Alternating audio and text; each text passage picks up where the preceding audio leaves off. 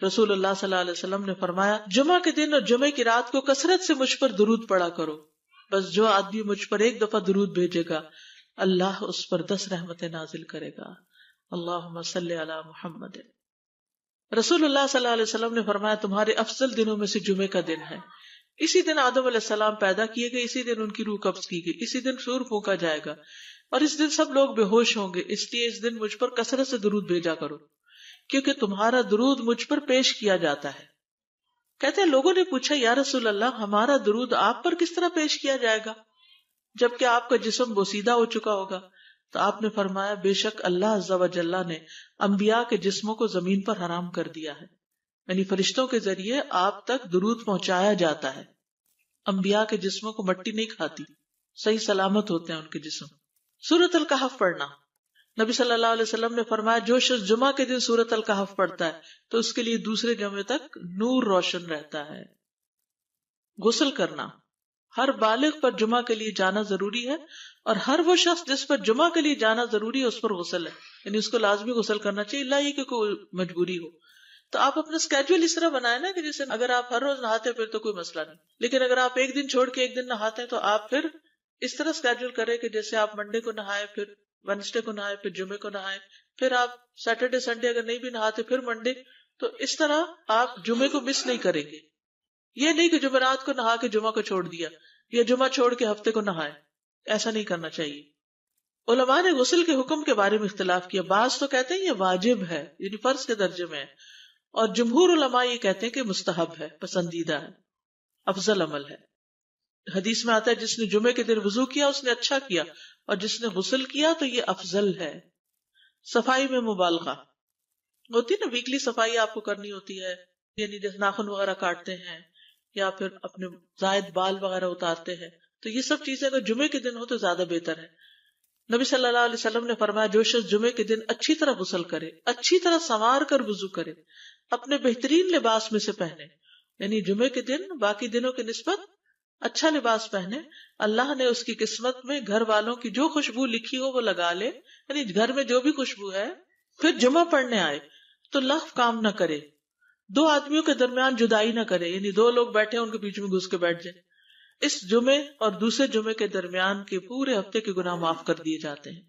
پھر مسواک کرنا، جمعے کی سنتیں بتاتے ہوئے آپ نے فرمایا اور تم پر مسواک کرنا لازم ہے. اچھا لباس پہننا، نبی صلی اللہ علیہ وسلم نے فرمایا اگر ممکن ہو تو جمعہ کے لیے اپنے کام کاج کے کپڑوں کے علاوہ 2 کپڑے اور بنا رکھنے میں کیا حرج ہے. اسپیشل ڈریس رکھے جو جمعے کو ہی پہن لے. خوشبو لگانا، یعنی خوشبو لگائے، حدیث میں آتا ہے چاہے وہ عورت کی خوشبو سے ہو، یعنی آپ کی اپنی نہیں، بیوی کی خوشبو پڑی ہو وہی لگا لو لیکن لگاؤ. تیل لگانا، جو شخص جمعہ کے دن غسل کرے اور جس قدر ممکن ہو پاکیزگی حاصل کرے اور اپنے تیل میں سے تیل لگائے یا اپنے گھر کی خوشبو میں سے خوشبو لگائے. پھر نکلے کہ 2 آدمیوں کے درمیان تفریق نہ کرے، جتنی مقدرہ نماز پڑھ لے اور جب امام بات کرے تو خاموش رہے. اس جمعے سے لے کر دوسرے جمعے تک اس کے گناہ بخش دیے جاتے ہیں. جمعہ کا وقت، سورج ڈھلتے ہی جمعہ پڑھنا، سورج ڈھلتے ہی جمعہ پڑھنا، اول وقت جمعہ پڑھنا، بہت لیٹ نہیں کرنا چاہیے. ایاس بن سلمہ بن اکوع اپنے والد سے روایت کرتے ہیں، انہوں نے کہا کہ ہم رسول اللہ صلی اللہ علیہ وسلم کے ساتھ جمعے کی نماز پڑھ کر واپس لوٹتے تھے تو دیواروں کا سایہ اتنا نہیں ہوتا تھا کہ ان سے اپنے آپ کو سایہ مہیا کیا جا سکے، یعنی ابھی سورج بہت تھوڑا ڈھلا ہوتا تھا. ہاں گرمی کی شدت میں تاخیر کی اجازت ہے. مسجد میں داخلہ، مسجد کی طرف جلدی نکلنا، تحیت المسجد ادا کرنا. عمر بن دینار کہتے ہیں انہوں نے جابر رضی اللہ عنہ کو کہتے ہوئے سنا کہ ایک شخص جمعہ کے دن مسجد میں داخل ہوا اس حال میں کہ نبی صلی اللہ علیہ وسلم خطبہ دے رہے تھے. تو آپ نے فرمایا کیا تم نے نماز پڑھی؟ اس نے کہا نہیں. تو آپ نے فرمایا کھڑے ہو 2 رکعتیں پڑھو. اب یہ بڑا اہم مسئلہ ہے، مسجد میں داخل ہو چاہے خطبہ ہو رہا ہو 2 رکعت پڑھے بغیر نہ بیٹھو، ٹھیک ہے. اور یہ کیا ہے؟ دراصل تحیت المسجد، یہ جمعے کی سنتیں نہیں ہیں، یہ کیا ہے؟ تحیت المسجد ہے. اور مختصر پڑھی جائیں، یعنی امام جب خطبہ دے رہا ہو تو چاہیے کہ 2 رکعتیں پڑھے اور دونوں میں اختصار کرے. نماز سے قبل ہلکا بنانے کی ممانعت، مثلا آپ جلدی چلے گئے تو یہ نہیں کہ ایک گروپ بنا کے آپس میں گپ شپ شروع کر دیں، نہیں، سیدھے ہی لائنوں میں بیٹھیے. انتظار کا وقت کیسے گزاریں گے؟ نفل پڑھ کے بیٹھ گئے، ذکر اذکار کریں، قبلے کی طرف رخ کر کے لائنوں میں بیٹھیں، حلقہ نہیں بنائیں، بیٹھ کے خرید و فروخت نہیں کریں، تاخیر سے آنے پہ گردنیں پھلانگ کے نہ آگے جائیں۔ رسول اللہ صلی اللہ علیہ وسلم نے فرمایا ٹیک لگا کے مت کھاؤ، یہ عام ایک ادب بتایا، یعنی اس طرح ٹیک لگا کے نہیں کھاؤ، کھانے کے وقت سیدھے ہو جاؤ۔ چھنے ہوئے آٹے کی روٹی نہ کھاؤ، میدا۔ مسجد میں کوئی جگہ مقرر نہ کرو کہ یہ میری جگہ ہے، آپ کیوں آج یہاں کھڑی ہو گئی، کہ تم اسی میں ہی نماز پڑھو۔ کچھ لوگ ہوتے ہیں نا آ کے مخصوص جگہ ہی پڑھتے ہیں، اگر کوئی اور وہاں ڈسٹرب ہو جاتے ہیں۔ اور جمعہ کے دن لوگوں کی گردنیں نہ پھلانگو، ورنہ اللہ تمہیں قیامت کے دن لوگوں کے لیے پل بنا دے گا۔ کیونکہ بہت اذیت کی بات ہے نا، آپ بیٹھے ہیں لوگ باقاعدہ بازو کا کندھوں پہ ہاتھ رکھ کے اس کو تنگ کر اس کو تنگ کر، تو یہ نہیں کرنا چاہیے۔ اگر آپ کو اٹھنا بھی پڑ گیا بیچ میں تو واپسی پہ پیچھے کھڑے ہو جائیے، اگلی لائن مل جائے گی۔ جی یہ تو بہت ضروری بات آپ نے کی کہ جب لوگ مسجد آئے تو پہلی صف میں بیٹھے، یہ نہیں پہلی چھوڑ کے آخری میں بیٹھ جائیں اور پھر لوگ ان کی گردنیں پلانگتے رہیں، دوسروں کے لیے فتنہ بننا۔ جابر بن عبداللہ رضی اللہ عنہ سے روایت ہے کہ جمعے کے دن رسول اللہ صلی اللہ علیہ وسلم خطبہ ارشاد فرما رہے تھے کہ ایک آدمی مسجد میں داخل ہوا، وہ قریب آ کر بیٹھنے کے لیے لوگوں کے اوپر سے گزرنے لگا۔ رسول اللہ صلی اللہ علیہ وسلم نے فرمایا بیٹھ جاؤ، تحقیق تم نے لوگوں کو تکلیف پہنچائی اور دیر سے آئے۔ یہ عربی کے الفاظ بڑے خوبصورت ہیں، اجلس فقد آذیت و آنیت، کتنی جامع زبان ہے یہ۔ اجلس فقط آذیت، تو نے اذیت دی، و آنیت، اور دیر سے آئے، ہاں تو اس سے منع کیا گیا۔ کسی کو اس کی جگہ سے نہ اٹھانا۔ جابر رضی اللہ عنہ نبی صلی اللہ علیہ وسلم سے روایت کرتے ہیں، آپ نے فرمایا تم میں سے کوئی شخص جمعہ کے دن اپنے بھائی کو کھڑا نہ کرے کہ پھر دوسری طرف سے آ کر اس کی جگہ پہ خود بیٹھ جائے، بلکہ جو آئے وہ کہے جگہ کشادہ کرو، ہمارے لیے بھی جگہ بناؤ، یہ کہے۔ خطبہ جمعہ اور اس کے آداب۔ خطبہ جمعہ کی اہمیت، جب اذان ہو جائے تو کیا کرے انسان؟ مسجد کی طرف دوڑ پڑے۔ تو مسجد میں جماعت تو نہیں ہو رہی ہوگی، پہلے کیا ہو رہا ہوگا؟ خطبہ ہو رہا ہوگا۔ امام کا خطبے سے پہلے سلام کرنا۔ نبی صلی اللہ علیہ وسلم جب ممبر پر چڑھتے تو حاضرین کو السلام علیکم کہتے۔ امام کا کھڑے ہو کر خطبہ دینا۔ رسول اللہ صلی اللہ علیہ وسلم کھڑے ہو کر خطبہ دیتے، پھر بیٹھ جاتے، پھر کھڑے ہوتے اور کھڑے ہو کر خطبہ دیتے، یعنی بیچ میں تھوڑا سا بیٹھ بھی جاتے تھے۔ جس نے تمہیں یہ خبر دی کہ آپ بیٹھ کر خطبہ دیتے تھے تو تحقیق اس نے جھوٹ بولا۔ بس یقیناً اللہ کی قسم میں نے آپ کے ساتھ 2000 سے زائد نمازیں پڑھی ہیں، یعنی جن میں بہت سے جمعے بھی آئے ہیں، تو ایسا کچھ نہیں۔ امام کا 2 خطبے دینا، یعنی کھڑے تھے پہلے، پھر ذرا بیٹھ گئے، پھر دوسری دفعہ اٹھے تو یہ 2 خطبے ہو گئے۔ مختصر خطبہ دینا۔ آپ کے خطبات چند کلمات ہوا کرتے تھے، بہت لمبی تقریریں نہیں۔ آپ کا خطبہ درمیانہ ہوتا تھا۔ نبی صلی اللہ علیہ وسلم نے فرمایا آدمی کا نماز کو لمبا کرنا اور خطبے کو مختصر کرنا اس کی سمجھداری کی علامت ہے۔ بس نماز لمبی کرو اور خطبہ مختصر کرو، کیونکہ بعض بیان جادو جیسا اثر رکھتے ہیں، یعنی تھوڑا بھی بات کرو گے تو دل میں چلی جائے گی۔ نماز پہ زیادہ توجہ۔ نبی صلی اللہ علیہ وسلم کا خطبے میں سورۃ قاف پڑھنا۔ حارثہ بن نعمان کی بیٹی سے روایت ہے، کہتی ہے کہ میں نے سورۃ قاف رسول اللہ صلی اللہ علیہ وسلم سے سن کر حفظ کر لی۔ آپ ہر جمعے کو خطبے میں پڑھا کرتے تھے۔ سامعین کا امام کی طرف رخ کرنا، یعنی جمعے کے دن یہ نہیں کہ آپ کرسی لگا کے کسی اور طرف منہ کر کے بیٹھ جائیں اور جب جماعت ہو تو پھر صف میں کھڑے، نہیں، آپ صف میں بیٹھے ہو، کس طرف منہ ہو؟ قبلہ رخ ہو، امام سامنے ہی ہوگا نا قبلے کی طرف۔ ایک صحابی کہتے کہ جب آپ ممبر پہ چڑھتے تو ہم اپنے چہروں کے ساتھ آپ کی طرف متوجہ ہوتے، ادھر ادھر نہیں دیکھتے تھے خطبے کے دوران۔ امام کے قریب بیٹھنا۔ اللہ کے نبی صلی اللہ علیہ وسلم نے فرمایا ذکر میں حاضر ہوا کرو، یعنی خطبہ میں، اور امام کے قریب بیٹھا کرو، بے شک آدمی دور ہوتا رہتا ہے حتیٰ کہ وہ جنت میں بھی پیچھے ہی ہوگا اگرچہ وہ اس میں داخل بھی ہو جائے۔ یہ تاخیر کی اتنی مذمت ہے۔ خاموشی سے خطبہ سننا، یعنی بات نہیں کرنی چاہیے، کوئی اہم بات بھی نہیں پوچھنی چاہیے۔ ابن مسعود سے روایت ہے کہ انہوں نے ابی ابن کعب سے قرآن کی کسی آیت کے بارے میں سوال کیا جبکہ اللہ کے نبی خطبہ دے رہے تھے، تو انہوں نے اعراض کیا اور کوئی جواب نہ دیا۔ پھر جب آپ نے نماز پڑھائی تو ابی کہنے لگے تمہارا جمعہ ہی نہیں ہوا۔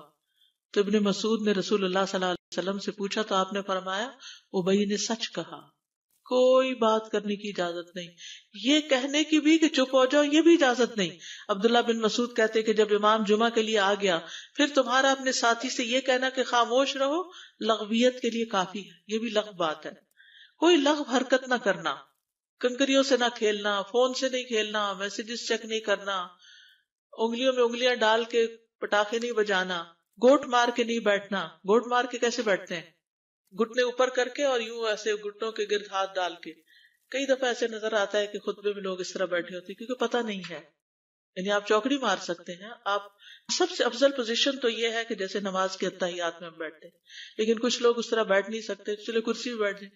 اگر کرسی نہیں ہے، نیچے بیٹھے ہیں تو چوکڑی مار کے بیٹھ جائیں، مگر ٹانگیں اس طرح پیٹ کے ساتھ لگا کے گھٹنوں پہ ہاتھ کو بل دے کے اس طرح نہیں بیٹھے. اگر مجبوری ہے تو وہ اور بات ہے، لیکن یہ کہ بلا وجہ نہیں کرنا چاہیے کیونکہ ادب کے خلاف ہے. اونگ آنے پر جگہ بدلنا. نبی صلی اللہ علیہ وسلم نے فرمایا اگر جمعہ کے دن کسی کو مسجد میں اونگ آنے لگے تو اپنی اس جگہ کو دوسری جگہ سے بدل لے. کہ بعض اوقات ایسا ہوتا ہے نا، خطبے کے وقت بڑی سکینت ہوتی ہے اور آخری خطبہ تو آپ نیند میں ہی سنتے ہیں. نماز جمعہ کی رکعت 2 رکعت ہے فرض بس. جمعہ کی نماز 2 رکعتیں ہیں اور ان دونوں میں قرات ہوتی ہے. نبی صلی اللہ علیہ وسلم جمعے میں سبح اسم ربک الاعلی اور حل اتاک حدیث الغاشیہ پڑھتے. کبھی جمعہ اور عید کٹھے ہو جاتے تب بھی دونوں نمازوں میں یہی سورت پڑھتے تھے. ٹھیک ہے. اسی طرح صبح کی نماز میں جمعے کے دن الف لام میم التنزیل اور حل اتی علی الانسان کی قرات کرتے اور نماز جمعہ میں سورۃ الجمعہ اور منافقین کی تلاوت کرتے. یعنی یہ بھی ملتا ہے. فرض کے بعد 2 رکعت پڑھنا. عبداللہ بن عمر سے روایت ہے انہوں نے رسول اللہ صلی اللہ علیہ وسلم کی نفل نماز کو بیان کیا اور کہا کہ آپ جمعے کے بعد کوئی نفل نماز نہیں پڑھتے تھے حتیٰ کہ واپس تشریف لے جاتے، پھر اپنے گھر میں 2 رکعت پڑھتے تھے. اب جو لوگ گھر نہیں جاتے تو پھر وہیں پر وہ پڑھ لیتے ہیں، ورنہ آپ صلی اللہ علیہ وسلم اپنی سنتیں وغیرہ گھر میں پڑھتے تھے. اور اسی طرح 4 بھی پڑھی جا سکتی، 2 بھی ہیں 4 بھی ہیں. آپ صلی اللہ علیہ وسلم نے فرمایا جب تم میں سے کوئی جمعہ پڑھ چکے تو اس کے بعد 4 رکعتیں پڑھے. یہ آپ کا حکم ہے. تو جب آپ کا 2 چیزیں ہوتی ہیں سمجھنے کے لیے، ایک آپ کا فعل ہوتا ہے اور ایک آپ کا حکم ہوتا ہے. تو ہمارے لیے کیا ہے جو آپ کا حکم ہو. جمعے کے بعد کوئی اور نماز پڑھنے سے پہلے گفتگو کرنا، یعنی سنت پڑھنے سے پہلے گفتگو کرنا. اسما بن مالک سے مرفوعاً روایت ہے کہ جب تم میں سے کوئی آدمی جمعہ کی نماز پڑھے تو اس کے بعد اس وقت تک کوئی نماز ادا نہ کرے جب تک کسی سے کلام نہ کرے یا اس جگہ سے نکل نہ جائے. پہلے منع تھا، اب کوئی نہ کوئی بات کر لینی چاہیے. نہیں سمجھ آئی؟ یعنی جمعہ پڑھ لیا آپ نے اور پھر کسی سے آپ سلام دعا کر لیں، اس کے بعد سنت پڑھیں یا نفل جو بھی. ٹھیک ہے. اور گھر جانا ہے تو گھر جا کے پڑھیں، اور اگر گھر نہیں جانا، کام پہ جانا ہے تو ادھر ہی پڑھ کے چلے جائیں. کتنا پیارا ہے ہمارا دین کہ اتنا لمبا بھی چپ کا روزہ نہیں رکھوایا. بالکل. عاصم سے روایت ہے، وہ ابو قلابہ سے نقل کرتے ہیں میں نے ان کے ساتھ جمعہ کی نماز پڑھی. جب میں نے اپنی نماز پوری کر لی انہوں نے میرے ہاتھ کو پکڑا اور میری جگہ پر کھڑے ہوئے اور مجھے اپنی جگہ پہ کھڑا کیا. وہ جو ہم چینج کرتے ہیں نا جگہ، وہ اس کی بات ہو رہی ہے. یعنی جمعے کے بعد کوئی اور نماز پڑھنے سے پہلے بات بھی کر لینا، جگہ بھی تبدیل کرنا. لیکن اگر کچھ لوگ پہلے سے ہی آپ کی سنتیں شروع کر چکے اور کوئی چینج کرنے والا نہیں تو پھر پڑھ لیجئے. یعنی یہ مستحب اعمال ہے، ان میں ایسا نہیں کہ کوئی گناہ لازم ہو جائے گا، لیکن افضل یہ ہے، افضل سے اجر زیادہ ہو جاتا ہے. جمعہ کے دیگر احکام. 1 رکعت پانے پر بھی جمعہ ادا ہو جاتا ہے. یعنی اگر کسی کو رش مل گیا، پارکنگ نہیں ملی اور 1 رکعت میں بھی پہنچ گیا تو جمعہ ہو گیا. امام سے دعا کا کہنا. انس کہتے ہیں کہ ایک سال نبی صلی اللہ علیہ وسلم کے عہد میں لوگ قحط میں مبتلا ہوئے. جمعہ کے دن میں نبی صلی اللہ علیہ وسلم کے خطبہ پڑھنے کے دوران میں ایک اعرابی کھڑا ہو گیا. کہا یا رسول اللہ، مال تباہ ہو گئے، بچے بھوکے مرنے لگے، اس لیے آپ اللہ سے ہمارے حق میں دعا کیجیے. آپ نے اپنے دونوں ہاتھ اٹھائے. اس وقت آسمان پر بادل کا ایک ٹکڑا بھی نہیں تھا. قسم اس ذات کی جس کے ہاتھ میں میری جان، آپ نے ہاتھ اٹھائے بھی نہیں تھے کہ پہاڑوں کی طرح بادل کے بڑے بڑے ٹکڑے امڑ آئے. یہ معجزہ ہے آپ کا، آپ کی دعا قبول ہو گئی. پھر آپ ممبر سے ابھی اترے نہیں تھے کہ میں نے آپ کی داڑھی پر بارش کے قطروں کو ٹپکتے ہوئے دیکھا. اس دن خوب بارش ہوئی. پھر دوسرے دن، تیسرے، چوتھے، حتیٰ کہ دوسرے جمعے تک سلسلہ جاری رہا. دوسرے جمعے وہی عربی یا کوئی اور کھڑا ہو گیا اور کہا یا رسول اللہ، چھتیں گر گئی، مال ڈوب گیا، اس لیے آپ ہمارے لیے اللہ سے دعا کیجیے. چنانچہ آپ نے اپنے دونوں ہاتھ اٹھائے اور فرمایا اے میرے اللہ، ہمارے ارد گرد برسا، ہم پر نہ برسا. اور بدلی کے جس طرف اشارہ کرتے وہ بدلی ہٹتی جاتی اور مدینہ ایک حوض کی طرح ہو گیا. وادی کنات 1 مہینے تک بہتا رہا. جو شخص بھی کسی علاقے سے آتا تو اس پر بارش کا حال بیان کرتا. جیسے ہوتا ہے نا کوئی فلڈ آ جائے، کچھ ہریکن، تو پھر ہر کوئی موضوع گفتگو ہو جاتا ہے. جمعہ کے بعد قیلولہ کرنا. انس کہتے ہیں کہ ہم لوگ جمعہ کے دن سویرے نکلتے اور جمعہ کی نماز کے بعد قیلولہ کرتے تھے. جمعہ کے بعد کھانا کھانا. سہل کہتے ہیں کہ ہم نہ تو قیلولہ کرتے نہ دوپہر کا کھانا کھاتے مگر جمعے کے بعد. لنچ کب ہے؟ جمعے کے بعد. جمعے کو قیام و سیام کے لیے خاص کرنے کی ممانعت ہے، یعنی اس دن کی رات کو شب جمعہ منانا کہ اس رات پوری عبادت کریں گے، یہ سنت سے ثابت نہیں. ٹھیک ہے. اور دن کو روزے کے لیے خاص کرنا یہ بھی سنت سے ثابت نہیں، الا یہ کہ کوئی معمول کا روزہ رکھتا ہے، ایام 20 کا روزہ ہے تو وہ اور بات ہے. ابو ہریرہ سے روایت ہے کہ میں نے رسول اللہ صلی اللہ علیہ وسلم کو فرماتے ہوئے سنا، تم میں سے کوئی شخص جمعہ کے دن روزہ نہ رکھے مگر یہ کہ اس کے ایک دن پہلے یا اس کے بعد کا دن ملا کر روزہ رکھے. جمعہ کے دن خرید و فروخت کی ممانعت ہے.